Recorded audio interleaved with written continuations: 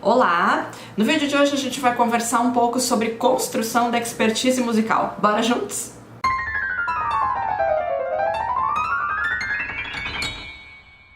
No vídeo de hoje a gente vai discutir um texto da Susan Hellam e do Harold Jorgensen, na verdade a autoria é ao contrário, né? Harold Jorgensen e Susan Hellam. O texto chamado Practicing, que está no livro The Oxford Handbook of Music Psychology.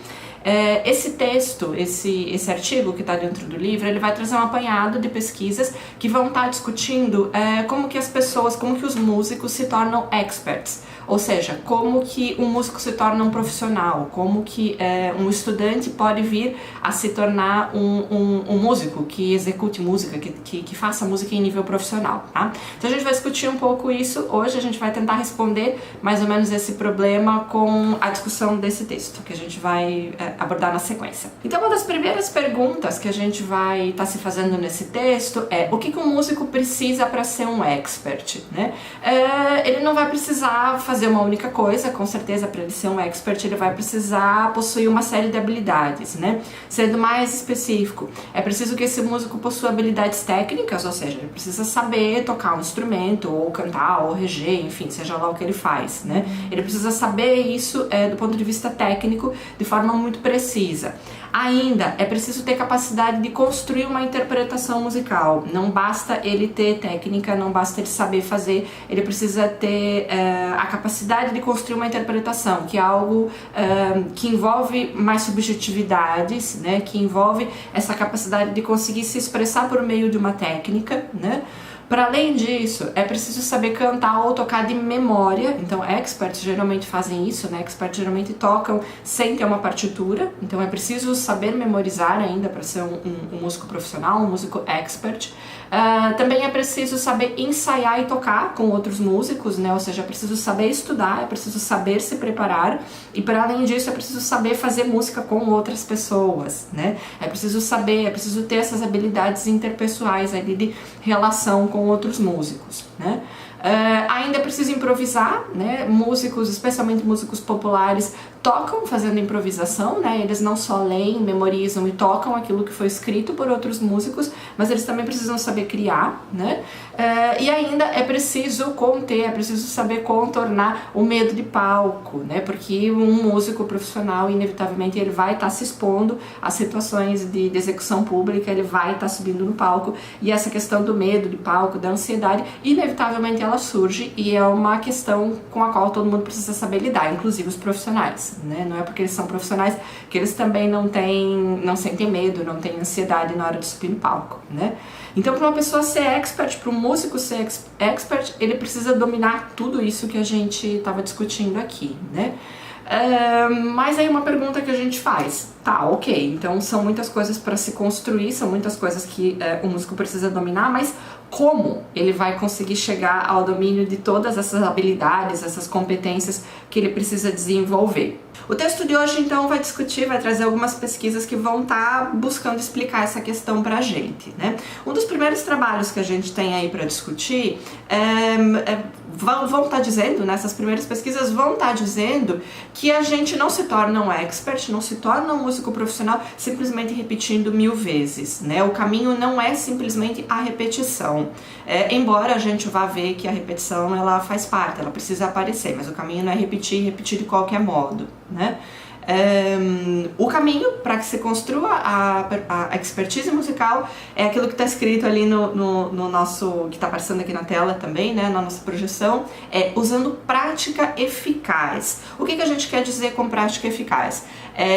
A prática eficaz é aquela que alcança o produto final desejado, ou seja, aquela que te leva para, por exemplo, uma performance de qualidade, né, para conseguir tocar um determinado tipo de repertório, né? Então ela é uma prática que alcança o produto final desejado no menor tempo possível, ou seja, sem que haja perda de tempo, né, desperdício de tempo, então no menor tempo possível e sem prejuízos para objetivos de longo prazo, ou seja, aquela prática que não vai te impedir de atingir outros objetivos lá para frente, ou seja, aquela prática que não vai te trazer nenhum dano físico, por exemplo, né?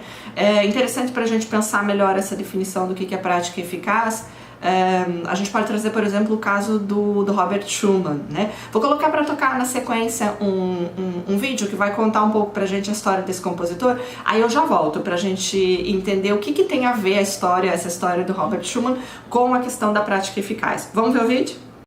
Bom dia! Hoje teremos História da Música. E você vai conhecer a biografia de um dos maiores compositores românticos de todos os tempos. Esse compositor estava no ápice do romantismo, compôs quase 300 obras, e ele poderia ter sido um dos maiores pianistas da história, mas uma grande tragédia destruiu seu sonho, destruiu sua vida. Muita loucura, muita genialidade a seguir no Tudo Sobre Robert Schumann.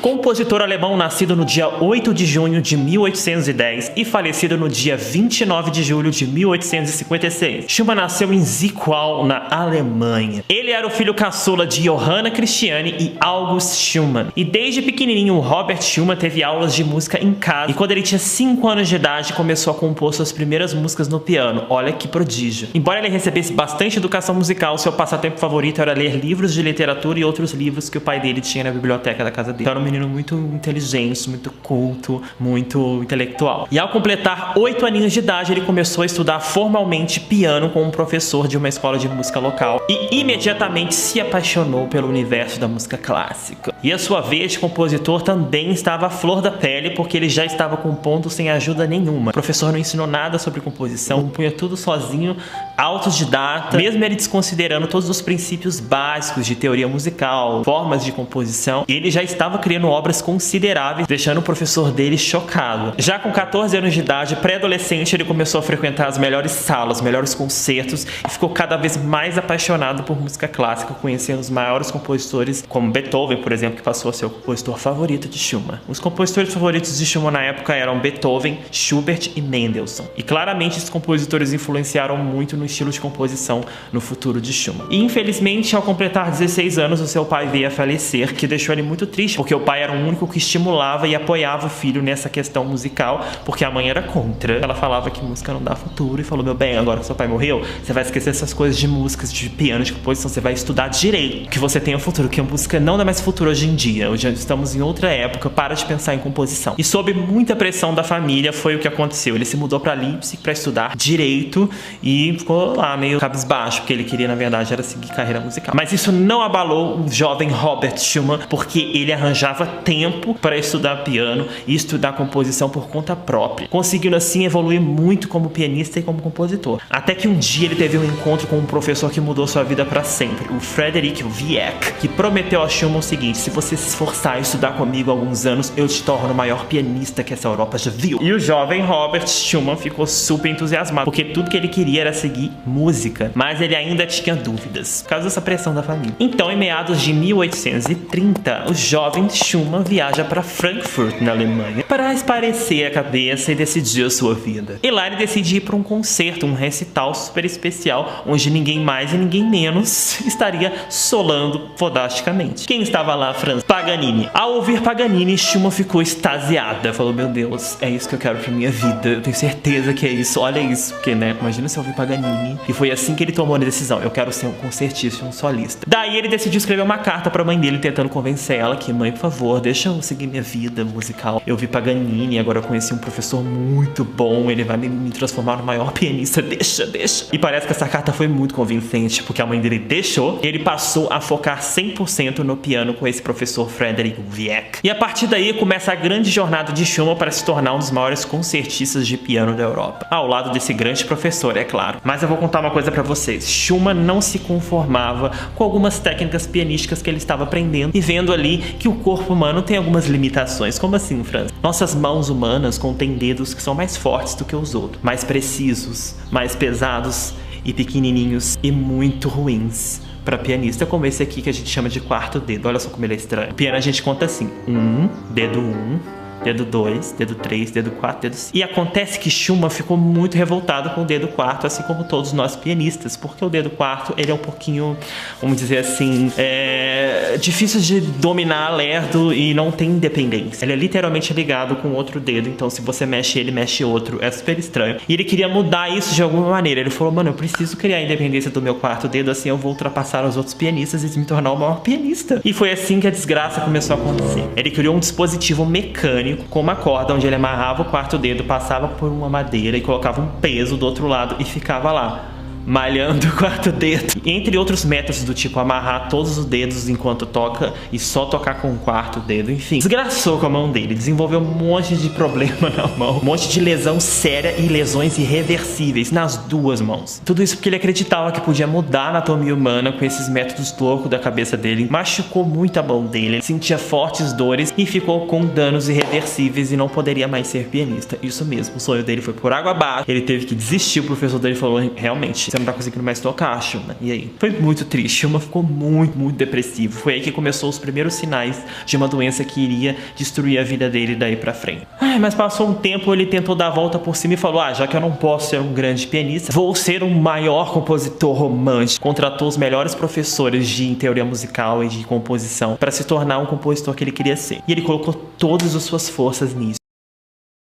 Então, você deve ter olhado ali no vídeo que o Robert Schumann, nessa ansiedade de se tornar um grande pianista, de conseguir tocar bem, ele desenvolveu lá um mecanismo, né, para fazer o quarto dedo, que é aquele dedo mais fraco do pianista, ter um bom desempenho, né? E a gente viu que, então, nesse sentido, o que ele buscava, né, a gente pode entender aqui que o que ele buscava era fazer uma prática eficaz, né? Ele procurava se tornar um expert e, para isso, ele desenvolveu lá um método, desenvolveu uma forma de estudo que ele acreditava que fosse conseguir levar ele a esse objetivo que ele almejava, né? Mas olha que interessante, nesse sentido ele falha numa das definições ali, né? Numa das questões que estão dentro da definição do que é prática eficaz, que é que ela precisa, né? Só recapitulando, né? Que ela que alcança um produto final desejado, ou seja, me tornar um bom pianista no menor tempo possível, né? E sem prejuízos para objetivos de longo prazo. Nesse caso, o Schumann não consegue fazer isso, né? Essa prática dele não foi eficaz porque ela jogou por terra os objetivos dele de longo prazo, né? Ou seja, ele não conseguiu se tornar um pianista porque o modo como ele praticou naquele momento, né? Fazendo todo aquele... enfim, aquela engenhoca lá para conseguir trabalhar o quarto dedo, né? Tudo aquilo que ele fez, na verdade, impediu a concretização de objetivos de longo prazo. Então, nesse sentido, não é uma prática eficaz, né? A gente está pensando aqui no caso do Schumann como um exemplo extremo, né? Mas existem muitas coisas que a gente faz, muitas vezes como estudante de música, que de certo modo lembram essa medida extrema que o Schumann adotou, né? Muitas vezes a gente também adota comportamentos, adota práticas de estudo que acabam não nos levando a uma prática eficaz, né? Não dão bons resultados a longo prazo. Não porque a gente invente um mecanismo mirabolante para trabalhar o quarto dedo, mas muitas vezes porque a gente não tem comprometimento com o modo como a gente estuda, ou mesmo a gente não tem consciência sobre o modo como estuda, né? Então, no texto de hoje, nesse vídeo de hoje, a gente vai estar discutindo um pouco o que é preciso fazer para que eu desenvolva uma prática eficaz, né? Já que eu não me torno um expert simplesmente praticando, já que é preciso fazer prática eficaz, então o que é exatamente essa prática eficaz? Como fazer essa prática eficaz? É isso que a gente vai discutir então na sequência. Essa prática eficaz, ela pode assumir várias formas. A gente vai ver na discussão do vídeo de hoje que não existe uma única forma, né? Os pesquisadores não conseguiram encontrar até hoje o único modo ou a receita para o sucesso, a receita para a construção da expertise. Mas, enfim, existem algumas formas de praticar, existem alguns tipos de prática que a literatura recomenda, que a literatura da psicologia, da cognição musical já conseguiu observar que é mais eficiente, que são práticas que conduzem a resultados melhores, né? Mas a gente vai ver, como eu estava dizendo, que são práticas, não é uma única forma, não existe uma única receita. Essa prática prática eficaz, ela requer conhecimento metacognitivo, ou seja, o que é isso? É preciso que você saiba, que você, o seu pensamento, consiga pensar sobre o modo como você aprende. Ou seja, é preciso que você tenha consciência sobre a sua própria cognição, né? Sobre o modo como você estuda, sobre o modo como você pratica, tá? A prática eficaz, ela depende muito, então, desse conhecimento metacognitivo. Não tem como eu fazer uma boa prática, uma prática eficaz, se eu não consigo entender o que eu estou fazendo, como eu aprendo com o meu próprio estudo. Ainda uma outra coisa, a prática eficiente requer boa instrução. Para que você consiga praticar de forma efetiva, consiga fazer uma boa prática, você precisa ter boa orientação de professores, ou enfim, em cursos e etc. Tá? Sem uma boa orientação, sem uma boa instrução, dificilmente alguém é capaz de fazer uma prática de fato efetiva. Ainda falando sobre a construção dessa prática eficaz, é interessante a gente pensar que ela vai depender de dois aspectos, ou seja, essa prática eficiente depende de aspectos que vão ser quantitativos, ou seja, estão relacionados à quantidade de horas que você estuda, a quantidade de anos que você pratica, ou a quantidade, enfim, de dias da semana que você está disposto a estudar e a praticar.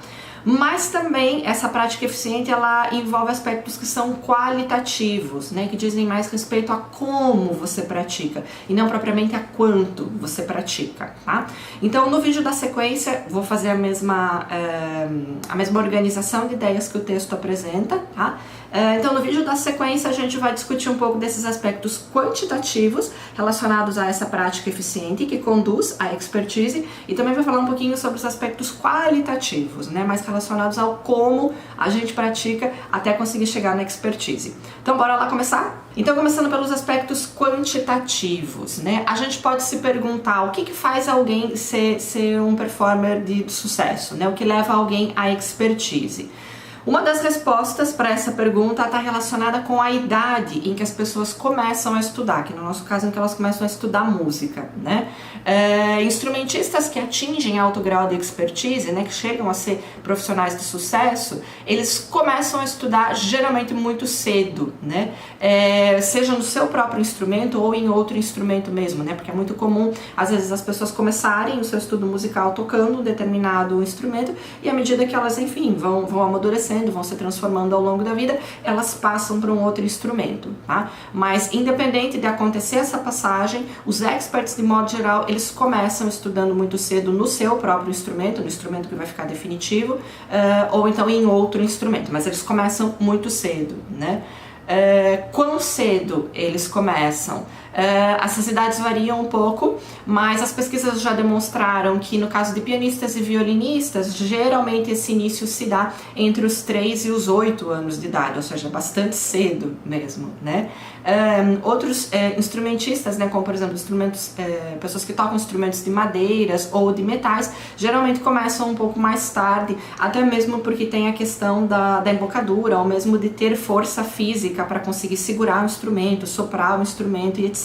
Né? Então, dificilmente uma criança muito pequena consegue começar muito jovem num instrumento como esses, né? Então, por isso, a idade de início geralmente é um pouquinho retardada se a gente for parar para comparar ali com outros instrumentos, como piano, por exemplo, e cordas. Mas por que é necessário que se comece tão cedo assim, né? Por que os instrumentistas que se tornam experts começam tão cedo? Por que isso é preciso, né? Alguns estudos já estão respondendo um pouco essa pergunta, né? Acredita-se que é porque o corpo ele está mais flexível enquanto a pessoa é criança, né? Por exemplo, já tem estudos comprovando que a mão de pianistas ela se transforma, ela se desenvolve ao longo do crescimento, ao longo da maturação física do corpo, né? Então, por isso é importante começar cedo para que essa mão do pianista ela se desenvolva de forma adequada, né? Ainda acredita-se que é importante que as pessoas comecem cedo, que as crianças comecem cedo a estudar um instrumento, se o objetivo é que elas se tornem experts, né? É importante que as crianças comecem cedo, porque o tempo de estudo dos iniciantes geralmente ele é maior, né? iniciantes geralmente se dedicam mais à prática de um instrumento do que os músicos profissionais, né? Geralmente quando a gente começa uma atividade, a gente está mais engajado naquela atividade, então a gente se dedica mais horas por dia a fazer aquele tipo de exercício, né? E uma criança, sem dúvida, tem muito mais tempo do que um adulto, por exemplo, que trabalha, que tem família, que tem outras questões profissionais para lidar, né? Então, por isso, se as pessoas começam mais cedo, começam enquanto ainda são crianças, provavelmente elas vão ter mais tempo para se dedicar ao próprio estudo do instrumento. Mas não é só a idade de início que interfere na construção da expertise, não é só a idade em que eu começo a tocar um instrumento que vai me dizer se eu vou ou não ser um músico expert. A gente também tem um outro aspecto quantitativo que está muito relacionado à construção da expertise, que é o tempo de prática acumulado, né? Então de nada adianta alguém começar muito cedo na vida e estudar muito pouco, né? Então a gente também tem estudos que vão demonstrar que o tempo que as pessoas estudam, né, por quantos anos, por quantas horas as pessoas estudam ao longo da vida, a gente vai ver que isso também interfere em elas se tornarem ou não experts, né? Performers com alto grau de expertise, que chegam a esse alto grau de expertise por volta dos 20 anos de idade, por exemplo, possuem entre 15 e 16 anos de prática musical acumulada, né? Então, de nada adianta você começar muito cedo se você tem uma prática interrompida, né? Ainda pensando em aspectos quantitativos, a gente pode falar um pouco sobre a prática por um determinado tempo específico, né? Por quanto tempo alguém deve de praticar para conseguir ser um expert, né? Ou ainda, né, em que horas do dia é melhor estudar se eu quero me tornar um expert? Vamos tentar ver um pouquinho o que os estudos científicos já estão falando sobre isso, né? A gente já sabe que não existe uma receita com relação a se tornar um expert, né? Não existe uma única forma. E a gente também pode dizer que não existe uma receita sobre quanto tempo deve se estudar por semana, né? O tempo de estudo semanal ele varia muito entre instrumentistas, né? Dependendo do tipo de instrumento que a pessoa toca, a gente vai ver aqui pelas pesquisas que as pessoas se envolvem mais ou menos horas com o estudo e com a prática do seu instrumento, né? O que os estudos mostram até agora é que os instrumentistas que mais estudam são os instrumentistas de teclado, né? Por exemplo, os pianistas, que estudam entre 15 a 30 horas por semana, né? Aí vindo ali numa gradação, né? Quem estuda um pouquinho menos que eles são os músicos que tocam instrumentos de cordas, né? Como por exemplo o violino. Depois deles, madeiras e metais, a gente já imagina por quê, né? Porque são instrumentos de sopro, instrumentos que demandam muito que tem uma exigência física muito grande, né? Então dificilmente alguém consegue passar muitas horas estudando o seu próprio instrumento. Pode ser inclusive até mais danoso do que benéfico passar muitas horas, por exemplo, tocando um instrumento de metal. A pessoa pode realmente desenvolver lesões, né? Se passar de uma determinada quantidade de horas de estudo ali por dia ou mesmo por semana, né? E por último a gente vai ver que quem menos estuda em termos de quantidades de horas semanais são os cantores, né? Quem trabalha ali com a voz como instrumento. Também num caso bastante parecido com o dos instrumentistas de madeiras e metais, né? Até por conta de uma dificuldade ali de uso muito prolongado do seu próprio instrumento, né? Mas embora não exista uma receita de quantas horas exatas um músico deve estudar por semana, os estudos já demonstraram que parece existir uma relação direta entre a quantidade de horas que você estuda durante uma semana e o fato de você se tornar um expert ou não. Ou seja, os estudos já estão demonstrando que quanto mais horas as pessoas estudam, mais propensas elas estão a se tornar experts. Contudo, é interessante a gente pensar que as pesquisas elas também discordam entre si com relação a esse aspecto, né? Por exemplo, um estudo observou que entre os melhores alunos de violino, né, entre aqueles que são considerados os melhores de todos e aqueles que não são tão bons quanto, mas são também bons alunos, ou seja, alunos de nível mais elevado e alunos de um nível talvez um pouquinho mais abaixo do que eles, né? Um estudo já observou que entre esses dois grupos de alunos não existe, por exemplo, diferença no tempo de estudo semanal, ou seja, parece que esses dois grupos estudam o mesmo tanto. Mas o que será que faz um deles se destacar mais que o outro? essa diferença está mais ligada no total de prática acumulada ao longo de anos, né? Ou seja, aqueles que se destacam mais são aqueles que começaram mais cedo ou seja, né, consequentemente estudaram por mais anos, né? E não necessariamente aqueles que estudam mais horas numa semana. Quando a gente faz essas discussões todas sobre como se tornar um expert, quando a gente pensa que a quantidade de horas ou a quantidade de anos dedicados ao estudo é o que vai determinar a construção da expertise, uma das primeiras teorias que vem na cabeça da gente é a teoria da prática deliberada, né, do Erickson, que ficou muito famosa não só no campo da música, mas também no campo dos esportes, né? Esse pesquisador observou que, por exemplo, jogadores de basquete, né, eles conseguem se tornar jogadores de sucesso, conseguem se tornar experts lá no campo do basquete depois de acumular uma determinada quantidade de horas de prática, de treino, né?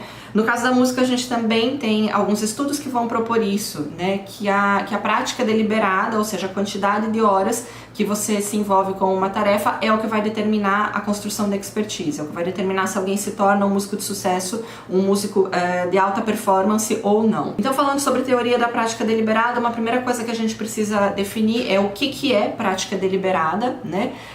Essa é uma prática orientada por objetivos, ou seja, não é uma prática que você faz de qualquer jeito, é uma prática que você faz visando chegar em algum lugar ou visando, por exemplo, executar um determinado tipo de repertório ou resolver um determinado tipo de problema técnico, por exemplo, e por aí vai, né? Então ela é uma prática orientada por objetivos, ela é estruturada, ou seja, ela é organizada, ela é feita num passo a passo bastante objetivo, bastante estruturado, né? E ela ainda é uma prática dedicada, ou seja, uma prática que você faz com afinco. O que essa teoria da prática deliberada, então, dessa prática que é objetiva, que é estruturada, que é dedicada, o que essa teoria vai estar dizendo pra gente? Como eu falava, ela diz que a quantidade de prática, ou seja, quanto você faz de estudo, quanto você pratica, é o que determina a expertise de um músico, né? Essa teoria é muito criticada hoje em dia, né, por ser uma teoria muito simplista, né? A gente vai ver outros estudos que vieram a posteriori estão demonstrando que não é só a quantidade de horas que você pratica que te leva à expertise, né? Se fosse tão simples assim, também todo mundo aí que você conhece que estuda muito seria um músico expert, um músico de alta performance, e a gente sabe que não é bem isso a verdade, né? Nem todo mundo que estuda muito consegue de fato chegar ao sucesso ali na execução musical, né? Então não depende só da quantidade de horas, por isso essa teoria da prática deliberada é muito criticada. Já se observou que existem, por exemplo, diferenças individuais com relação ao tempo de estudo e os resultados que são obtidos pelas pessoas, né? Músicos que estudam, às vezes, em níveis diferentes, quantidades de anos diferentes, de repente chegam à expertise musical do mesmo modo, né? Então, volto a frisar o que eu falava agora há pouco, não é só a quantidade de horas que você estuda, mas também o como, que é um pouquinho que a gente vai discutir daqui a pouco. Então não é consenso entre os pesquisadores, né? Mas há quem diga que a quantidade de estudo não é necessariamente um indicativo do nível de performance, né? Quanto mais você estuda, melhor performer você vai ser, né? Tem muitos pesquisadores que acreditam nisso, mas também, como eu disse, não há consenso, tá ok? Isso é uma questão que ainda se debate muito. Antes de terminar de falar sobre os aspectos quantitativos que interferem na performance, para a gente falar também sobre os qualitativos, que a gente estava começando a ver que vão determinar a construção da expertise aqui, antes da gente ir para os qualitativos, só focando aqui um pouquinho mais nos aspectos quantitativos ainda, a gente pode falar um pouquinho sobre alguns estudos que vão estar relacionando a prática com a questão das avaliações, né? A gente já tem estudo que demonstrou, né, que, por exemplo, se praticar é necessário, é importante para que a gente se construa como um músico expert, né? Em que situações que essa prática ela está mais propensa a acontecer, né? A gente já teve estudos se perguntando isso, já que praticar é necessário, em que momentos será que as pessoas estão mais propensas, mais dispostas a praticar? A gente já tem estudos que demonstraram que essa prática musical geralmente aumenta semanas antes das avaliações. Esse com certeza não é um fenômeno exclusivo da música, né? Se a gente se lembrar lá do tempo nosso de escola, provavelmente, não sei se você concorda comigo, mas a gente estudava muito mais quando chegava a véspera das avaliações, né? Das semanas avaliativas. Então, a quantidade de prática, a quantidade de estudo está relacionada à existência de avaliações, né? Ainda existem estudos que já conseguiram observar que a prática ela aumenta conforme aumenta o número de aulas, né? Provavelmente você já experimentou isso enquanto aluno, né? Quando você está de férias, você não está fazendo aula, você provavelmente não estuda, né? Ou estuda em menor intensidade, em menor quantidade, né? À medida que o semestre começa, por exemplo, que as aulas reiniciam, você passa a ter aula semanal, por exemplo, e o teu estudo geralmente tende a aumentar, né? Então a gente já tem estudos demonstrando isso, que a quantidade de aulas realizadas também está relacionada com a quantidade de prática. Ainda tem estudo que demonstra que a prática aumenta um dia depois da aula, né? Provavelmente você como estudante já experimentou isso, né? Depois que você sai de uma aula, você sai provavelmente muito empolgado, né? Muito motivado, muito interessado em colocar em prática tudo aquilo que você viu no dia anterior. Então geralmente o dia seguinte depois da aula é um dia em que a prática se intensifica e à medida que os dias vão avançando aquela prática tende a diminuir. Ainda tem estudo demonstrando que a prática diminui nos feriados, né? Aquela história que a gente falava. A gente se afastou um pouco do dia da aula, né? Chegou o dia do descanso, você também como estudante provavelmente já deve ter vivido isso. A prática geralmente tende a diminuir, né? Então nos feriados a prática diminui. Já tem estudo científico demonstrando que isso não é um fenômeno que acontecia ou que acontece ainda só com você. Isso é uma coisa generalizada para todos os estudantes. Ainda falando sobre aspectos quantitativos, a gente pode pensar, por exemplo, pode estudar, ver um pouquinho aqui alguns estudos que vão estar falando sobre prática, motivação e continuidade ou não dos estudos, né? A gente vai ver que, já que para eu me tornar um expert é importante que eu estude, então para eu estudar eu preciso estar motivado. E como é que eu continuo motivado a estudar, né? A gente tem alguns estudos que estão pensando um pouquinho essa questão, né? Por exemplo, a gente tem trabalho que já observou que a motivação para estudar ou para praticar, que é algo importante para você se tornar um expert, né? A motivação para estudar ou praticar, ela é maior em iniciantes, né?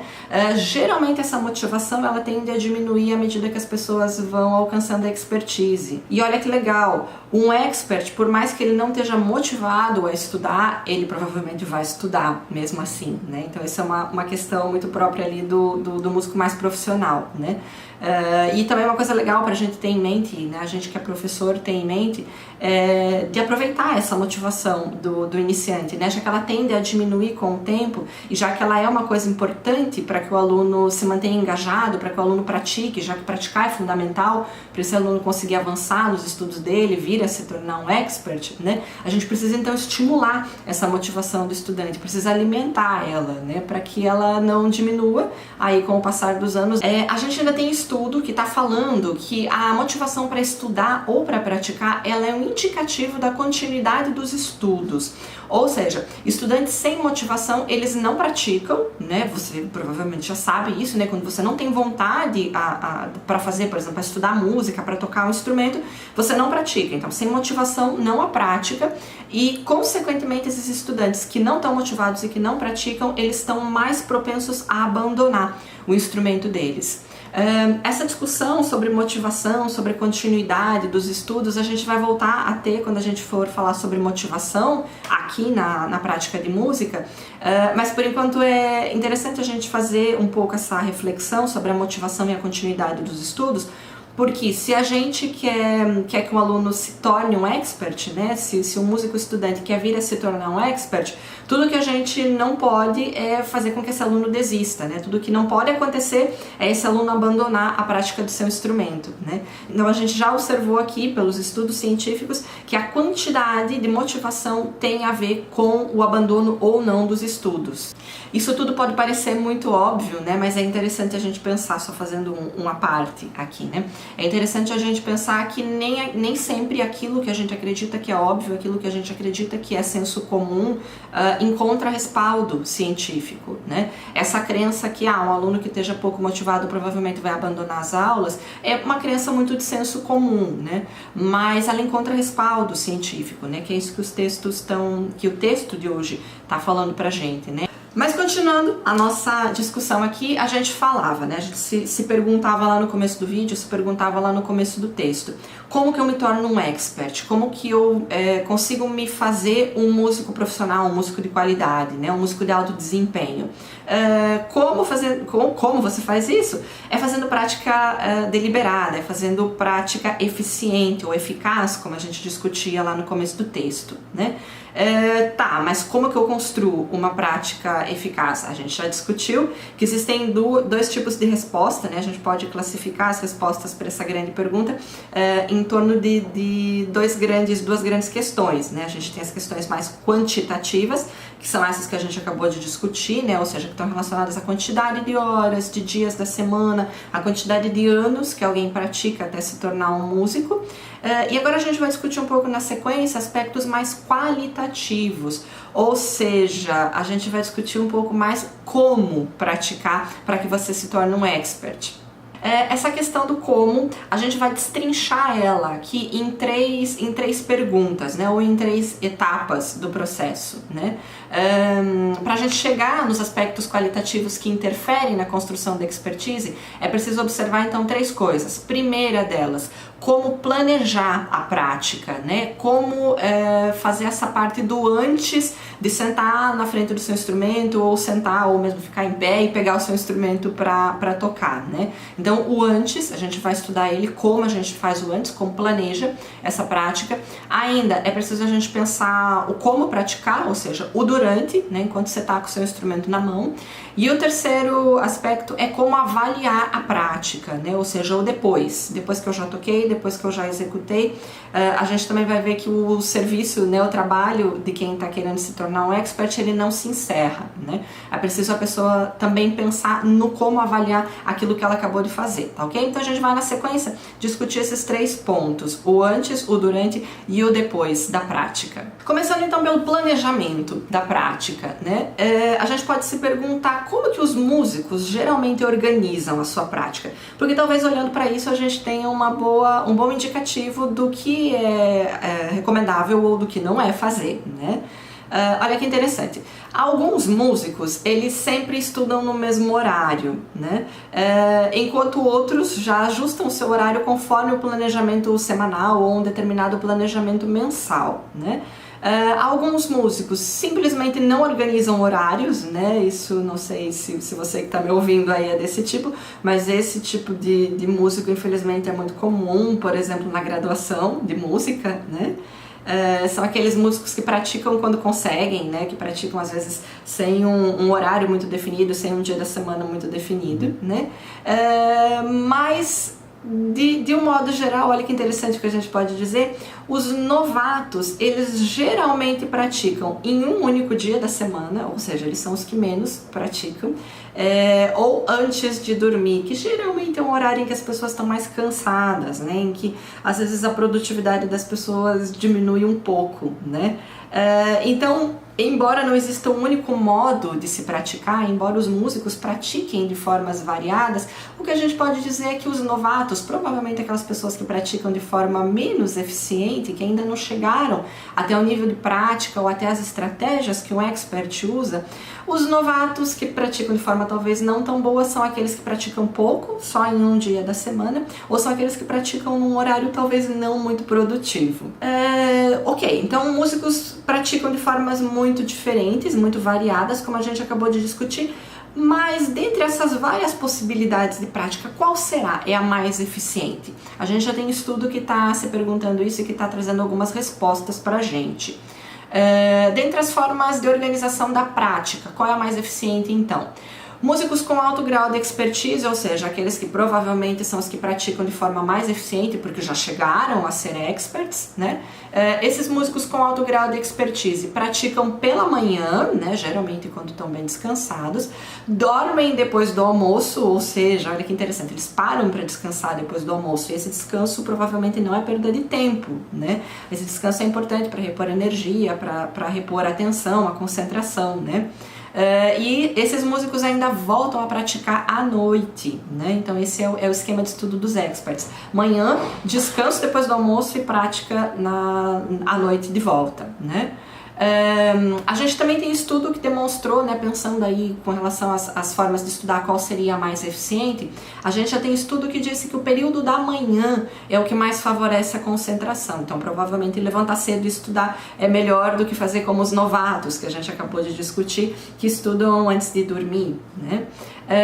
Ainda, né, pegando o que os estudos científicos aqui dizem, existem indícios de que a prática durante a noite favorece o ganho de agilidade e precisão, ou seja, também não dá para descartar aquela prática que é feita no turno da noite, né, no turno noturno, porque essa prática, embora ela talvez não resolva todos os problemas dos músicos, ela é interessante, ela parece que traz bastante resultados para o desenvolvimento da agilidade e da precisão no toque.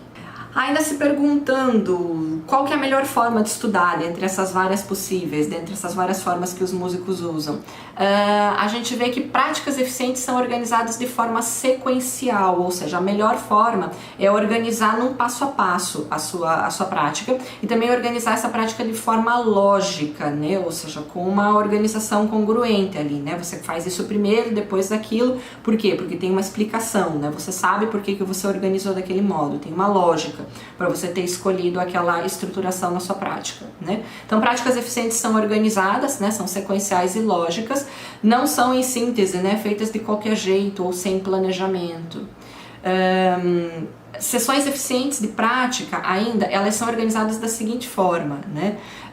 Não existe um consenso sobre isso, mas há quem defenda que é melhor começar com um aquecimento, né? Então, geralmente os músicos que chegam aí ao nível de expert, eles começam fazendo um aquecimento, eles não começam estudando direto o que eles se dispuseram a estudar naquele dia, né? Eles começam fazendo uma prática para se aquecer. Depois disso, geralmente esses músicos fazem exercícios de técnica e em alguns casos, né, esses exercícios de técnica já são o próprio aquecimento, eles são aquecimento e técnica uma mesma coisa, né? E por fim, os músicos experts geralmente fazem a prática do repertório, né? Então eles não começam direto no repertório, eles fazem o aquecimento e depois que estão aquecidos é que vem a prática do repertório propriamente dito. Eu vou colocar para tocar pra gente aí na sequência o vídeo de uma pianista da Tiffany, do modo como ela estuda, né? Hoje vou trazer alguns trechinhos dessa pianista estudando, porque ela serve como um exemplo pra gente pensar um pouco dessa discussão que a gente está fazendo aqui sobre construção da expertise, né? Vamos dar uma olhada nesse vídeo dela, porque ela faz exatamente isso, né? Ela começa a sessão de estudos dela não indo direto para a peça que ela está estudando naquele dia, né? No caso desse vídeo, a peça que ela ia estudar no dia é um concerto, né? O concerto número 3 de Rachmaninoff. Ela não vai direto para o concerto. Ela, antes de começar essa prática, faz um aquecimento. Bora ver o que ela faz nesse aquecimento dela.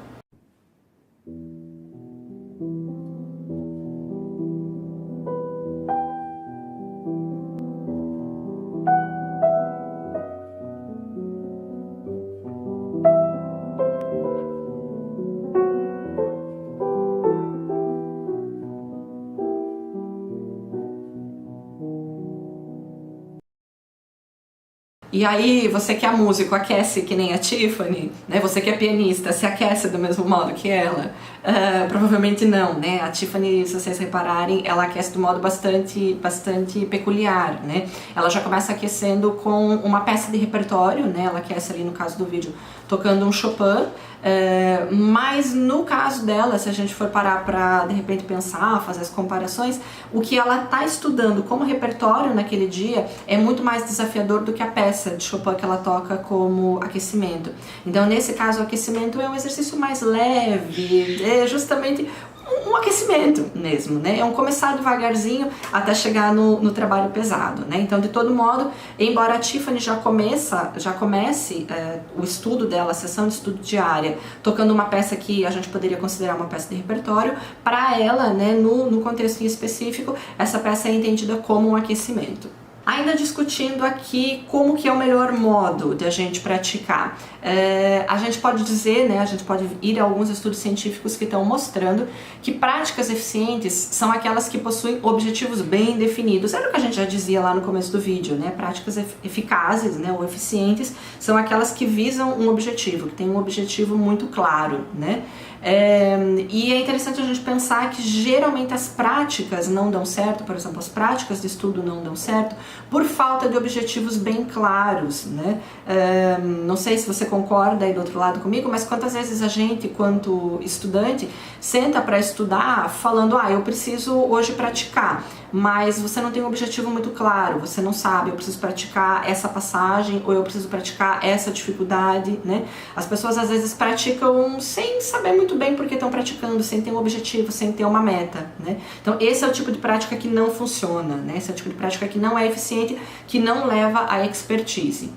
E a gente tem estudos, né, acho que vale a pena a gente frisar aqui, a gente já falou um pouquinho sobre isso antes, mas vale a pena reforçar.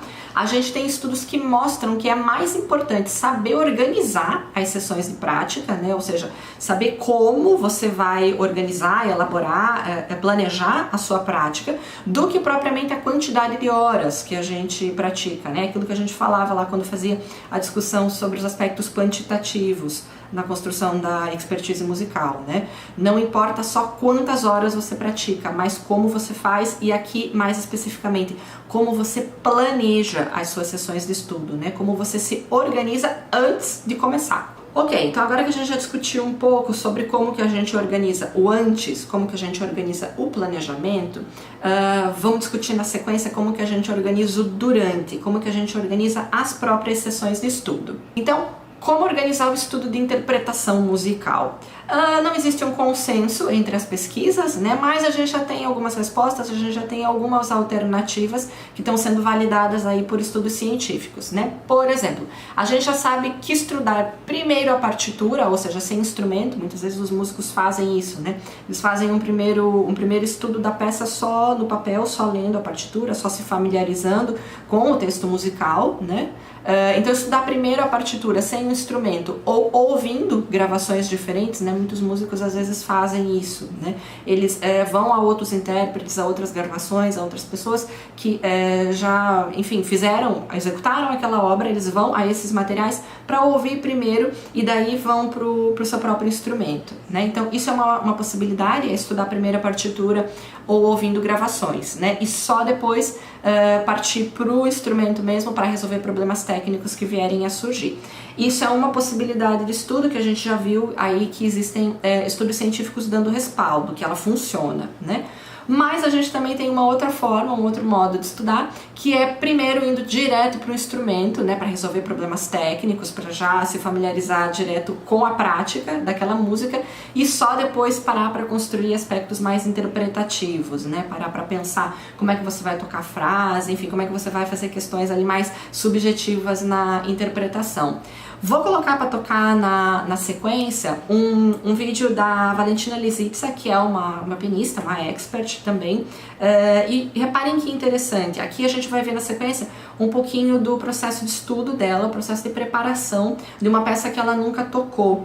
E uma das primeiras coisas que ela faz é entrar em contato com a gravação, mas vocês vão ver que ela não para ouvir essa gravação aqui no vídeo da sequência, né? Ela já começa, ela coloca o fone de ouvido ali, né, para ouvir aquela gravação e ela já começa a praticar no piano enquanto ouve.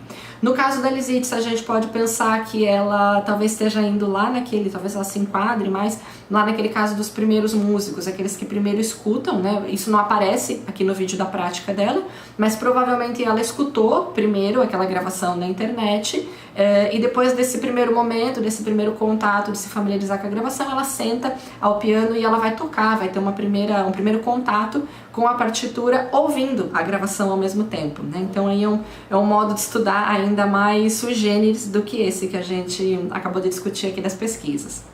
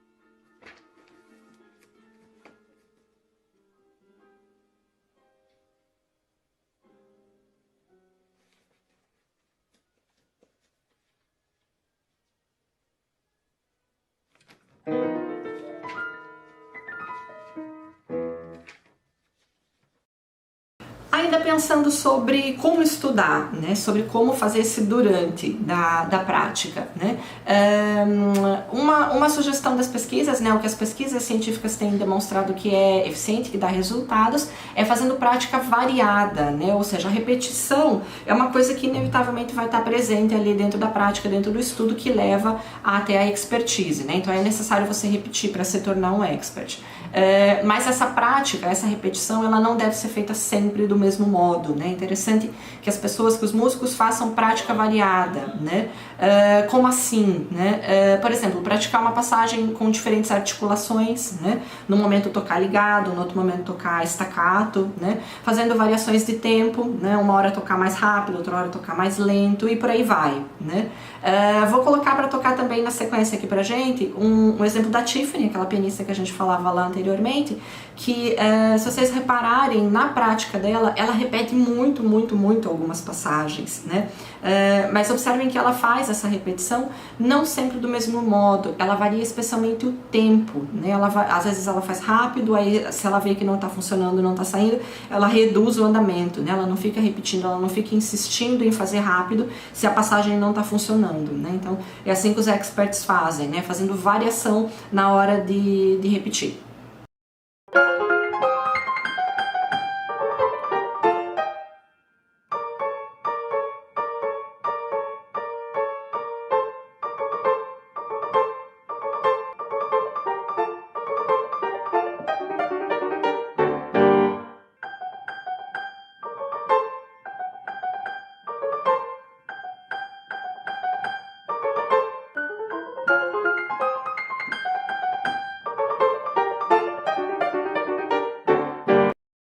Essa variação que a gente viu a Tiffany fazendo, por exemplo, aí na prática dela, essa variação nos tempos, nos andamentos, ela é importante porque isso favorece o fortalecimento de esquemas motores, né, necessários para se fazer música. Como vocês veem ali no vídeo, né, às vezes a Tiffany não está conseguindo fazer o dedilhado certo, não está conseguindo tocar todas as notas, está fazendo esbarros, né, ou seja, falta um domínio motor ali, né, e essa prática variada, ela permite justamente isso, né, o fortalecimento desses esquemas motores.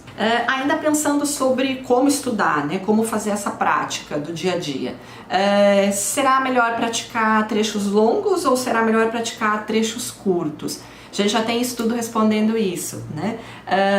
Novatos geralmente tocam sem parar, ou seja, eles tocam trechos super longos, né? Eles não interrompem a sua execução ali dentro das sessões de estudo, né? Se eles pegam uma música para estudar, eles tocam essa música do começo ao fim, seja com erros ou sem erros, né?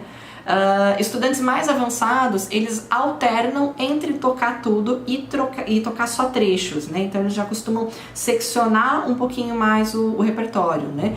E os trechos, eles geralmente são, os trechos a serem tocados, né? Eles geralmente são selecionados em função de aspectos como forma, né? Às vezes a existência de sessões dentro da peça é o que determina o ponto em que eu vou interromper a execução, né? Então o músico pode estudar só uma sessão, depois só outra, etc, né? Esses trechos a serem tocados ainda podem ser escolhidos em função de aspectos motores, né? Em função de alguma passagem difícil de dedo ou de algum movimento muito específico que o músico tenha que fazer ali no seu instrumento, né? Ainda em função da presença de elementos novos, né? Poxa, aqui tem uma passagem que eu nunca, ou sei lá, um dedilhado que eu nunca experimentei, ou sei lá, uma dificuldade técnica que eu nunca treinei, que eu nunca trabalhei em outra peça, né? Então a existência desses aspectos novos também pode ser uma coisa que vai determinar o tamanho da sessão musical ali que vai ser estudada, né? Ainda em função do próprio layout da partitura, né? Tem muitos estudantes que escolhem a parte que vão tocar em um determinado dia, em uma determinada sessão de estudo, por exemplo, pensando no modo como a partitura está distribuída, né? Por exemplo, no primeiro dia eu vou estudar a primeira página, no segundo eu estudo a segunda, etc, né? E ainda essas seções da partitura, né, essas secções ali do que vai ser estudado, também podem ser definidas em função de progressões harmônicas, né? Então, você aí que não está seccionando a tua sessão de estudo, você que não está separando o que você vai estudar, né, por falta de, mas como eu separo, tá aí um monte de ideia de como os músicos geralmente fazem, né, para selecionar os trechos de música que eles vão estudar. Então, como a gente falava, os músicos mais experientes, os estudantes mais avançados, eles geralmente praticam seccionando o repertório. É isso que a Tiffany faz. Vamos colocar um pouquinho na sequência a sessão de estudo dela também, pra gente ver ela fazendo isso, né? Se vocês observarem, ela não toca o estudo, né? Nesse caso do vídeo, ela tá trabalhando com o concerto 3 de Rachmaninoff, né? Ela não toca o movimento inteiro do concerto do começo ao fim, né? Em uma determinada sessão de estudo, em um determinado dia, ela escolhe um trecho de um movimento, ou seja, ela não pratica nenhum movimento inteiro, que dirá ficar praticando o concerto todo numa mesma sentada, né? Então, estudantes mais avançados seccionam a peça na hora de estudar, né? Escolhem trechos pequenos para fazer essa prática. Bora ver a Tiffany de novo.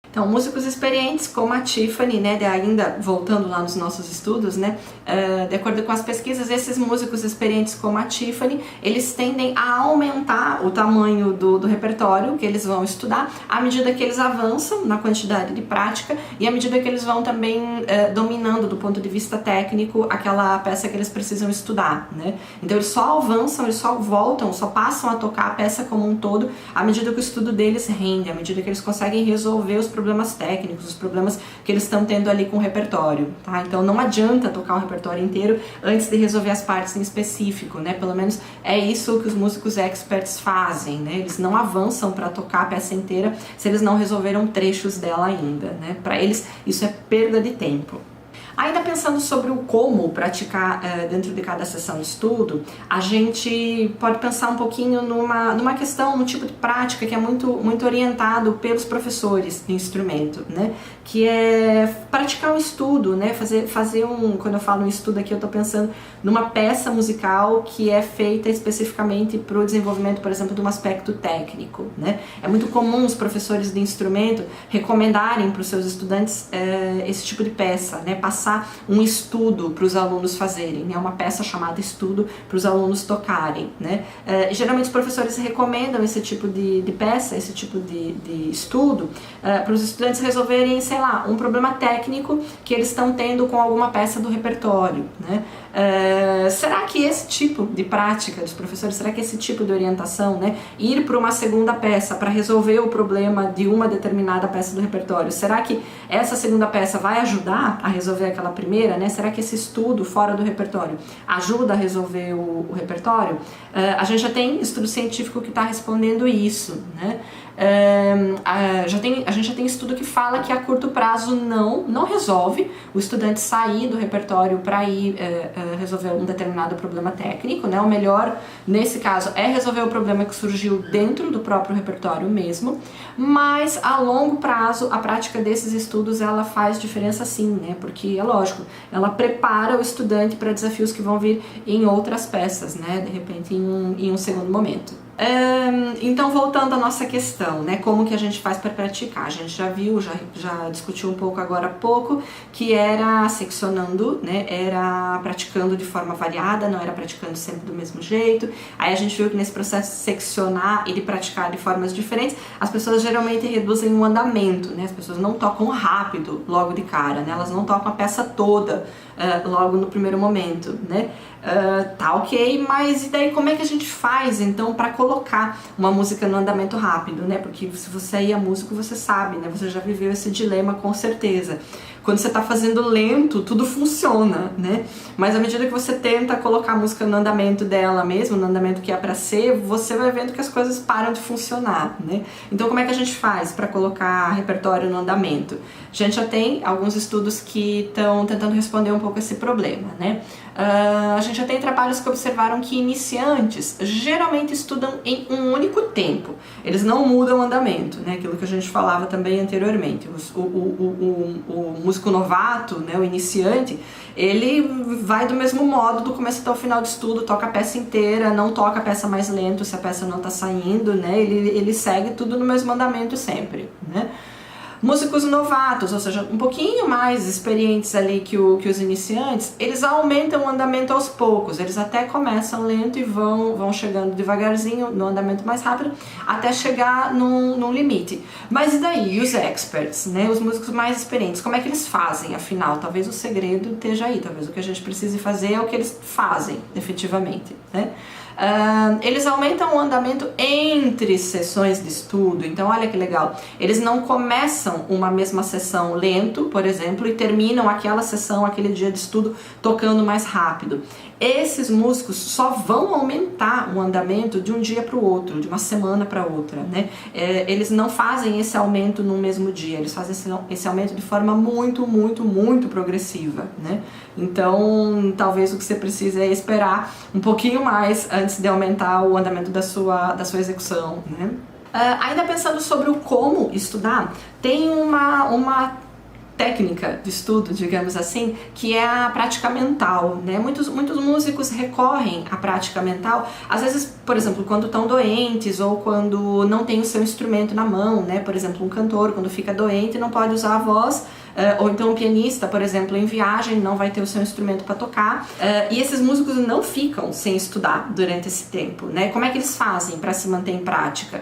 Eles praticam mentalmente, ou seja, eles fazem um treino só mental, né? Sem necessariamente precisar tocar, sem necessariamente precisar cantar. E será que esse tipo de prática, essa prática mental funciona mesmo? A gente já tem alguns estudos respondendo isso, né?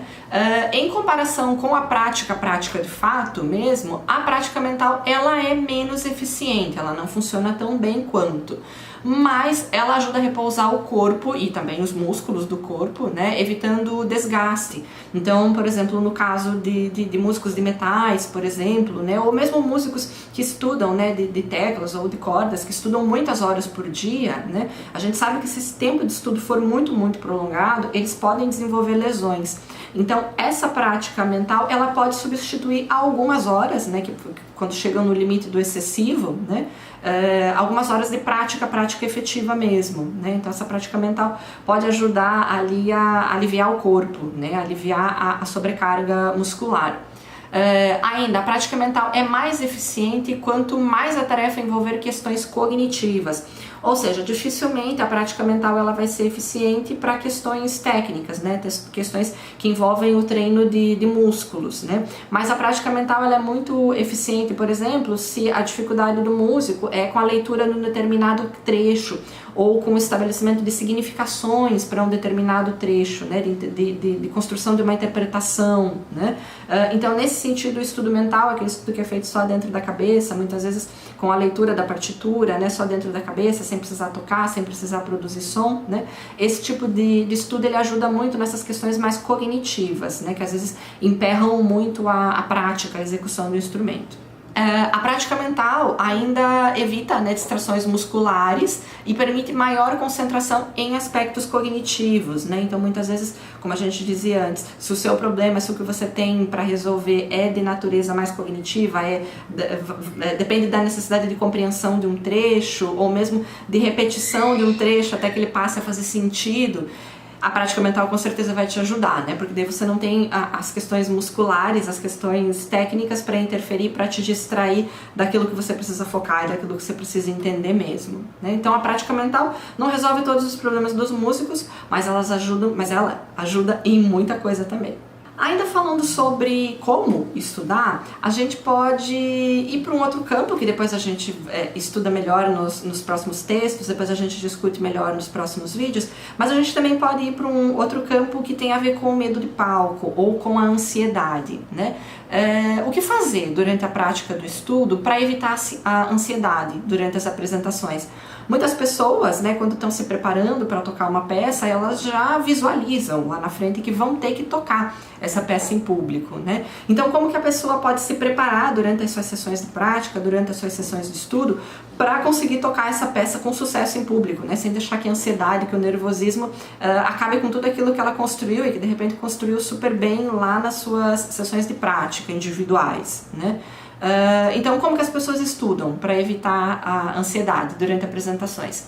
A estratégia mais comum aqui que a gente vê na literatura é se preparar durante o estudo, né? Se preparar muito bem durante o estudo, se preparando, estudando muito mais, né? Demonstrando um desempenho ali nas sessões de estudo muito maior do que aquele que você precisa para tocar o próprio repertório, né? Então é aquela ideia do se preparar 200% para quando chegar na hora você conseguir fazer 100%.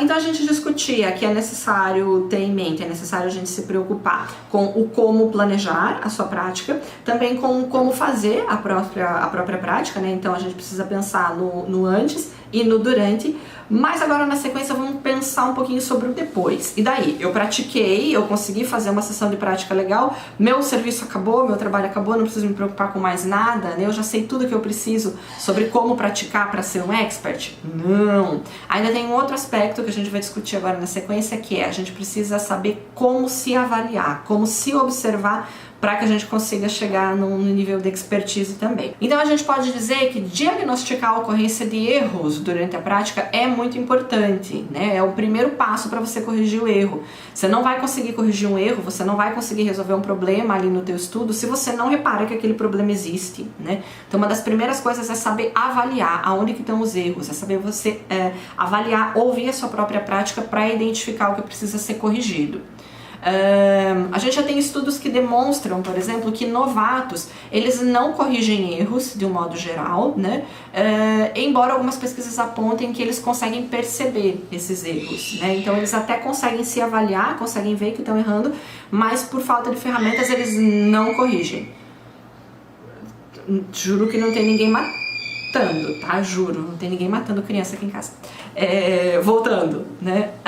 Músicos experts, eles percebem quando os erros acontecem, né? Eles também desse modo, eles são muito parecidos com os novatos, mas os experts também costumam corrigir esses erros, né? E eles se gravam, uma coisa interessante, né? Eles se gravam tocando para ouvir depois e conseguir avaliar o seu próprio progresso, né? Por exemplo, o caso da Tiffany, que a gente tá discutindo aqui, que a gente já tá vendo alguns vídeos aqui hoje, né?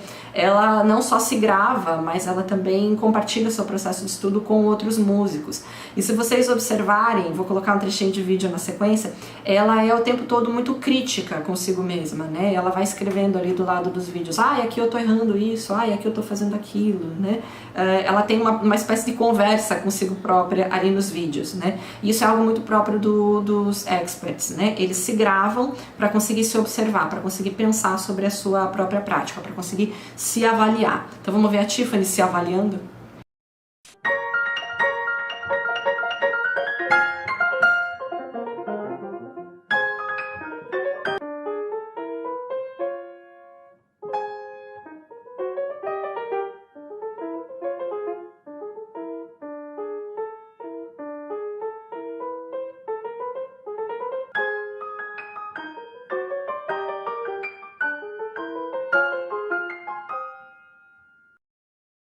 Então, se avaliar é algo importante, a gente pode dizer isso em outras palavras, que o que é importante para os músicos é possuir estratégias metacognitivas, né? A gente já falava o que são estratégias metacognitivas, né? São estratégias relacionadas à percepção do modo como eu estudo, como eu aprendo, né? Como eu, enfim, estou me relacionando ali com a minha própria prática, com a minha própria aprendizagem musical, né? Experts, de modo geral, possuem habilidades metacognitivas bem desenvolvidas, né? São pessoas como a Tiffany, que a gente acabou de ver, que conseguem pensar sobre si próprios, sobre o modo como estão estudando, sobre a eficiência ou não daquilo que elas estão fazendo na sala de estudo, né? São pessoas super conscientes do ponto de vista metacognitivo, né? Eles têm, os experts, né, têm consciência dos seus pontos fortes e fracos, têm consciência do que precisa ser feito para que eles consigam superar as dificuldades deles, né, ou seja, diferentemente dos novatos, eles não só percebem que erram, mas eles sabem o que eles têm que fazer para corrigir, né. Esse é o caso, por exemplo, da Tiffany, ali no vídeo, né, ela esbarra, então ela sabe exatamente qual que é o dedo, ela sabe exatamente qual que é a nota que ela deixou de enfatizar, então ela para e corrige exatamente aquilo, né? Ela para e corrige o mindinho, ela para e corrige e chega na nota que ela estava deixando de fazer soar, né? Então ela percebe e consegue empregar as ferramentas necessárias. Então, só terminando essa nossa discussão, né, novatos, diferentemente da Tiffany, que a gente acabou de ver, novatos eles têm pouca consciência metacognitiva, né, pouca consciência sobre si próprios, o modo como estudam, e essa consciência tende a aumentar à medida que eles se desenvolvem, à medida que a expertise musical vai se desenvolvendo. A adoção também de estratégias metacognitivas, ela tem muito a ver com as crenças do próprio estudante sobre si mesmo e as suas habilidades. Olha que interessante, né? Crenças sobre a natureza das habilidades musicais de um estudante ou de um músico influenciam na adoção de estratégias metacognitivas, né? Estudantes que acreditam que as habilidades são fixas, ou seja, você nasceu com um dom, você toca bem. Se você não toca bem é porque você não nasceu com um dom, ou seja, essa minha habilidade ela é fixa, ela não pode se transformar. Estudantes que têm esse tipo de mentalidade, que acreditam nesse tipo de coisa, eles geralmente não adotam estratégias metacognitivas e estratégias de regulação da aprendizagem, né? É como se eles acreditassem, quem toca bem é porque é talentoso, então se eu não toco bem, eu não sou talentoso, não adianta eu ficar me reparando, né? Não adianta eu ficar pensando sobre o que eu estou fazendo de certo ou errado, né? Estudantes que têm crenças mais complexas, né, não tem uma visão tão simplista assim, né, não acreditam que se você é bom é porque você nasceu bom, né, estudantes que relativizam um pouco mais essa questão, que têm crenças mais complexas, como a gente dizia, né, eles elaboram, organizam e usam estratégias metacognitivas. Então, é legal, se você é professor aí, né, essa informação é legal, por exemplo, para a gente pensar por que alguns alunos simplesmente largam mão de pensar sobre si próprios, de se reparar enquanto estudam, de se autoavaliar enquanto estão praticando, né? Por que alguns estudantes simplesmente não pensam nisso, né? Às vezes é por conta dessas próprias crenças sobre como que a gente aprende, né? Sobre as habilidades. Então acho que muitas vezes a conversa que o professor precisa ter com o seu aluno não é, mas você não se escuta, você não percebe, você não se autoavalia. Às vezes a conversa precisa ir por um outro lado, né? É mais no sentido de... Peraí, você é capaz de aprender, né? Você não nasceu apto ou não apto para estudar música, né? A habilidade musical não é uma coisa que você nasce tendo ou não tendo. A habilidade musical é uma coisa que você desenvolve, né? Então, muitas vezes a conversa precisa ir por esse lado, né? Para que o estudante compreenda que é possível, sim, ele se desenvolver se ele conseguir se autoavaliar. Essa questão das estratégias metacognitivas ou da adoção de estratégias metacognitivas, ela também tem um pouco a ver com a questão da concentração, né?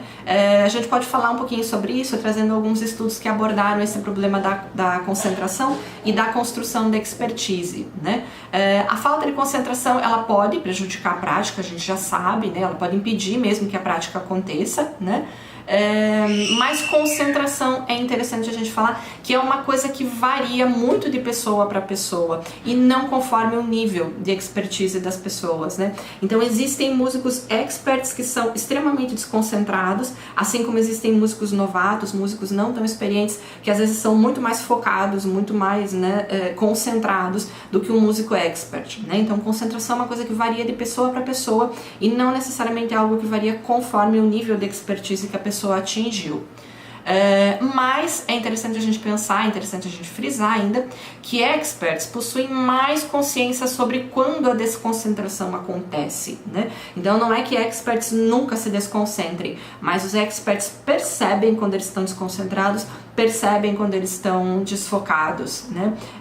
É um pouco, por exemplo, o que a Tiffany faz quando ela para a sessão de estudo dela, né? No final da sessão de prática, a gente vai ver no vídeo da sequência, ela fala, vou dar uma pausa agora, tô parando porque o meu estudo não tá rendendo mais, né? Ou seja, eu não tô conseguindo me concentrar mais nisso que eu preciso fazer, então chega, não adianta mais continuar praticando.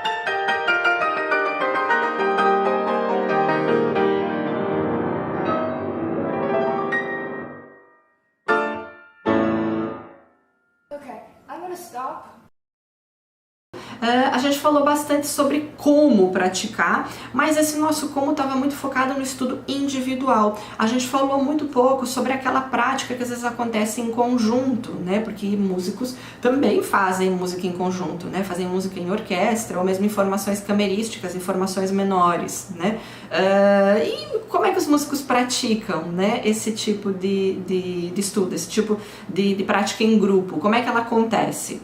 Essa prática também, como a prática individual, ela pode acontecer de diferentes formas e a gente também pode se perguntar, tá, mas desses diferentes modos que os grupos usam para praticar, qual será o mais eficiente?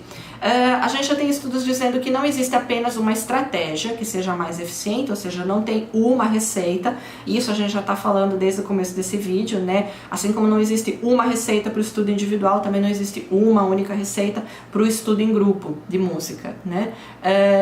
Mas a gente já observou, por exemplo, que a eficiência do ensaio em grupo, ela aumenta conforme aumenta a expertise dos músicos. Então, provavelmente os músicos experts têm alguma coisa, eles fazem alguma coisa diferente aí na sua prática que funciona mais para o ensaio acabar sendo mais eficiente do que o de músicos que não chegaram ao nível da expertise. Basta a gente fazer estudos ainda para tentar descobrir um pouco melhor essa questão, né? O que a gente tem de trabalho científico ainda não conseguiu descobrir o que é esse tchananã de diferente que tem ali, mas com certeza alguma coisa de diferente há que a gente precisa tentar entender. A gente falou bastante até agora que, na verdade, a gente estava querendo responder o problema lá que a gente se colocou no começo desse vídeo, que era como que eu me torno um expert? Como que eu me torno um músico de alta performance? A gente discutiu basicamente até agora que é com você próprio fazendo algumas coisas, né? A gente discutiu que você precisa, por exemplo, estudar uma determinada quantidade de horas, né? Que você precisa também se atentar a alguns aspectos qualitativos, ao como você estuda. Mas essa nossa discussão até agora, ela teve muito focada em você, na pessoa, no músico, né? Em coisas que esse sujeito precisa fazer para que ele próprio se construa um expert. Mas será que tudo depende só da pessoa? Será que o ambiente, ele não tem nenhuma interferência? Será que ele não pode também contribuir ou deixar de contribuir para que o músico se torne um expert? Vamos tentar responder um pouquinho essa pergunta na sequência. A gente já tem estudos, por exemplo, que investigaram se o fato do aluno frequentar uma instituição, por exemplo, uma boa universidade, uma universidade renomada, vai levar ele a ser um expert, e se de repente o fato dele frequentar uma universidade não tão boa vai impedir ele de ser um músico expert, né? A gente já teve estudo tentando investigar essa questão. Vamos ver o que esse tipo de trabalho descobriu. Então a gente tem estudo que já se perguntou: as instituições são as responsáveis pelo alcance da expertise de um músico? Ou seja, uma boa universidade forma músicos experts e uma má universidade vai formar necessariamente músicos ruins? Será que isso é verdade? Não, né? A gente já tem estudo mostrando que essa pergunta, a resposta para ela é não é bem por aí a questão, né? Nem mesmo um programa de ensino, por exemplo, a escolha de uma determinada metodologia, a escolha de uma determinada forma de dar aula, né? Nem mesmo um programa de ensino em diferentes instituições, ou seja, um mesmo programa sendo aplicado em lugares diferentes, ele parece determinar o nível de expertise que é alcançado pelos músicos. Ou seja, não é a universidade que faz um bom músico, não é um determinado método, uma determinada forma, um determinado programa de ensino que faz um bom músico ou não. Então a questão não depende, parece que não depende tão diretamente assim do ambiente, desses fatores ambientais pelo menos. Ainda pensando sobre fatores ambientais, a gente pode se perguntar: será que o acesso a determinados ambientes, né, porque as pessoas aprendem música, praticam música em vários tipos de ambiente, né, não só a universidade, não só esses ambientes formais, né? Então será que o acesso a determinados ambientes ele pode favorecer o alcance da expertise? Também não. A gente já tem pesquisa demonstrando que o fato da pessoa acessar ambientes diversificados ou determinados ambientes não vai fazer dela um expert ou vai dificultar ela se tornar um expert, né? Por exemplo, o fato do estudante estudar música na igreja, né? Que geralmente alguns professores muitas vezes têm preconceito. Ah, não, fulano não aprendeu música numa escola, não aprendeu de modo formal, ele aprendeu com diletantes, né? Com amadores, sei lá, na igreja ou num projeto social ou em outro ambiente. Será que isso vai impedir essa pessoa de se tornar um expert? Não. O que esses estudos, ou o que a gente tem de estudo feito até agora está demonstrando é que o ambiente, os ambientes musicais que a pessoa frequentou não tem interferência no fato dela se tornar um expert ou não.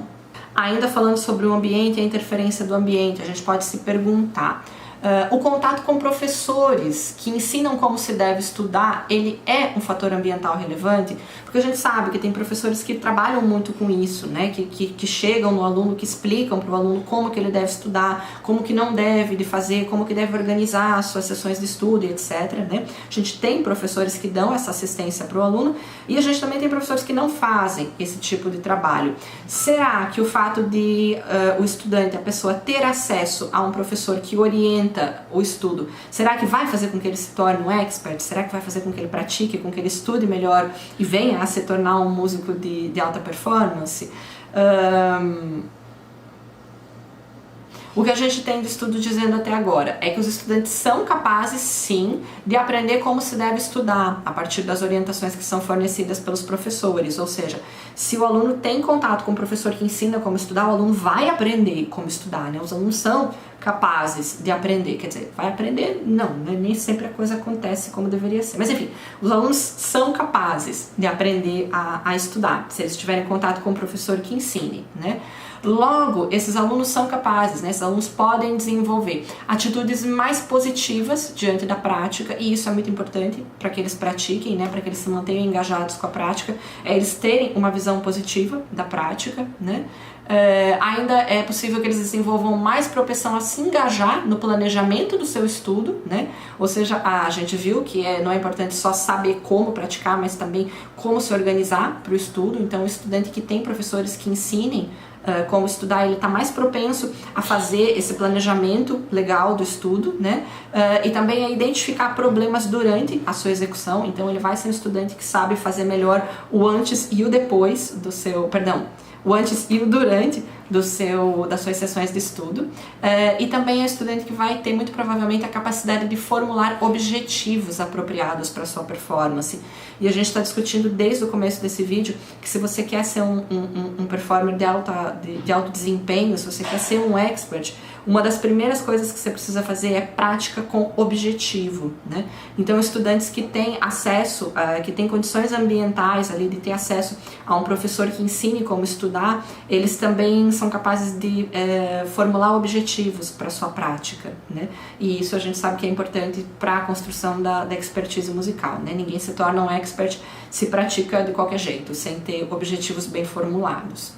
Então, fazendo uma síntese, parece que o ambiente ele não é completamente determinante para dizer se alguém vai ou não chegar a ser um expert, mas existem fatores ambientais ali, como por exemplo o acesso a professores, que interferem sim na construção da expertise. Então agora a gente já pode fazer uma síntese do que a gente estava discutindo aqui hoje, retomando um pouco do que era o nosso problema de pesquisa, do que era a questão, a pergunta que o nosso texto que a gente está discutindo aqui hoje se colocou lá pra gente, né? A gente queria saber o que nos leva a atingir a expertise musical. O que leva um músico a se tornar um músico com alto desempenho? A gente viu aqui hoje, a gente discutiu aqui hoje que é uma junção de vários fatores, né, sendo mais específico. É uma junção de fatores quantitativos, ou seja, tem a ver com quantas horas você estuda, com quantos anos você pratica, mas também não é só isso, a gente precisa levar em consideração os aspectos qualitativos, ou seja, tem a ver com como você estuda, né? Tem a ver com como você organiza o seu estudo, como você pratica mesmo, como você estuda propriamente, e tem a ver também como você avalia, como você consegue perceber ou não a sua própria prática, né? A gente também viu que se constrói um expert, né? Para alguém se construir um expert é necessário possuir estratégias de prática que sejam eficientes e bem desenvolvidas, e a gente viu que uma estratégia eficiente é aquela que tem objetivos, é aquela que é organizada, é aquela que é feita de modo dedicado, né? A gente também discutiu aqui hoje que não existe uma receita, ou seja, não existe uma única forma de praticar, não existe uma única explicação para esse grande problema nosso, né, que é como eu me tornar um expert, né, ou como que um expert se forma, né. Não existe uma única resposta, não existe uma única receita de como conseguir isso, né. Já se observou que músicos que praticam de forma diferente, eles podem chegar aos mesmos resultados, justamente porque não há uma única receita, né. Mas ainda tem muita coisa nesse campo de estudos aí que está querendo investigar, que está querendo entender como é que a expertise musical se constrói. Ainda tem muitas pesquisas que precisam ser feitas, ainda tem muitas questões que não tem resposta e que são aí para você que de repente gostou dessa área de pesquisa, você que se identificou com esses problemas que a gente discutiu hoje, são de repente perguntas que você pode levar para um estudo futuro seu. Quer ver, por exemplo, questões que ainda não foram respondidas? Qual que é a relação entre o fator quantidade de prática e questões, por exemplo, como instrumento, idade, nível de expertise em diferentes contextos, né? A gente já sabe, a gente já tem pesquisas que dizem que a quantidade de prática que é necessário a pessoa fazer para se tornar um expert, por exemplo, em instrumentos de metais, é diferente da quantidade de prática que alguém que quer se tornar um expert em, sei lá, piano precisa ter, né? A gente já viu que isso é diferente. Mas e se a gente for considerar diferentes contextos, né? Por exemplo, a gente tem gente que aprende piano, como a gente falava agora há pouco, né? Num projeto social, na igreja, de modo informal, muitas vezes, né? Como autodidata e etc. E a gente tem pessoas que aprendem piano numa escola de música ou tendo acesso a um professor particular, né? Será que esses fatores ambientais, ou seja, será que esses contextos diferentes, eles não interferem também na quantidade de prática, de repente, que a pessoa vai ter que desempenhar para conseguir se tornar um expert? Isso é uma pesquisa que ainda precisa ser realizada. Outro exemplo também, como que são formulados os planos de estudo e objetivos a serem atingidos durante o estudo, né? Como será? Porque a gente sabe que é necessário a pessoa formular objetivos, ela formular um plano de estudo. Mas como será que a gente forma objetivos de modo eficiente, né? Isso é uma questão que ainda precisa ser respondida. Outro problema de pesquisa. Ocorre a transferência de habilidades adquiridas com a realização tudo novo. Será que ocorre a transferência de habilidades adquiridas com a realização de aquecimentos e estudos de técnica para o repertório? A gente discutiu aqui um pouco que parece que a curto prazo não faz muita diferença a pessoa fazer um estudo, uma peça em separado para resolver problemas técnicos do repertório. Mas será que não ocorre essa transferência de habilidades que foram adquiridas lá numa peça de estudo ou num estudo técnico mesmo, por exemplo, estudo de escalas, de arpejo, etc. Como será que acontece? Ou será que acontece essa transferência de habilidades aí nesse tipo de exercício pro próprio repertório? É mais uma pesquisa que pode ser feita. A gente também discutia que é necessário que a pessoa saiba avaliar a sua própria prática para que ela se torne um expert e corrija seus próprios erros, né? Mas a gente pode se perguntar, quais são os tipos de feedback? Será que o feedback é auditivo? Será que o feedback é visual? Será que o feedback é sinestésico? Que tipo de feedback aí é mais importante ou que ajuda mais o músico no monitoramento do seu próprio estudo? Um estudo que ainda pode ser feito. Outro caso, como que se desenvolve a capacidade de concentração para o estudo e a capacidade de autorregulação, né? A gente viu que músicos experts e músicos novatos, eles não são necessariamente mais ou menos concentrados. Isso é uma coisa que varia de pessoa para pessoa. Mas, por exemplo, como que os experts, eles se tornam conscientes de que eles estão desconcentrados, por exemplo, né? Eles desenvolvem essa consciência. Como será que eles vêm a desenvolver essa consciência? A gente também viu que músicos experts, eles conseguem regular melhor a sua prática, né? Eles conseguem perceber quando eles erram, eles conseguem corrigir quando eles estão errando. E como será que eles desenvolvem essa capacidade de autorregulação, né? Como é que eles conseguem desenvolver isso que os novatos, que os músicos iniciantes não têm, né? Também é uma pesquisa que pode ser feita. Outra pergunta que a gente ainda pode se fazer é qual que é a relação entre a eficiência do estudo e fatores como aprendizagem e motivação? Será que estudantes mais motivados, de repente, têm uma prática de estudo mais eficaz? Ou ainda, será que estudantes que aprendem mesmo, eles aprendem de fato porque tem uma prática mais eficaz? A gente pode acreditar que sim, né? O senso comum diria que sim, mas de todo modo pode ser que o senso comum esteja equivocado, né? A gente precisa, é uma questão que precisaria aí de uma observação mais científica para a gente poder afirmar com certeza, né? Outra pergunta que a gente pode se fazer, como ensinar estratégias de estudo para alunos de diferentes níveis, né? A gente sabe que é importante que os alunos saibam como estudar, né? Isso é um conhecimento que todo bom aluno deveria de ter para conseguir se tornar um expert. Mas como que você ensina isso, né? É uma pesquisa que pode ser feita. Outro problema de pesquisa que pode ser investigado. Como que a interação entre membros de um grupo, né, incluindo interações não verbais que existem muito no campo da música, né? Por exemplo, quando você está tocando em conjunto, numa banda ou mesmo num grupo, numa formação camerística, né? É muito comum que as pessoas, pela troca de olhares, às vezes, por movimentos corporais, é muito comum que as pessoas se comuniquem, entendam o que precisam fazer, enfim, né? A gente sabe que existe toda essa comunicação não verbal ali em ensaios de grupo, né? Então a gente pode se perguntar como que essa interação entre membros de um grupo, né, incluindo aí a interação não verbal, interfere nos resultados do estudo, né? Então um campo de pesquisa interessante, né, para a gente pensar como é que o corpo como um todo pode interferir na prática de estudo, né, de um grupo nesse caso, né? Um outro problema de pesquisa ainda, como que é realizada a prática ou estudo de diferentes tarefas, né? A gente sabe que músicos estudam não uma única coisa, né? Músicos estudam música, mas música é muita coisa, né?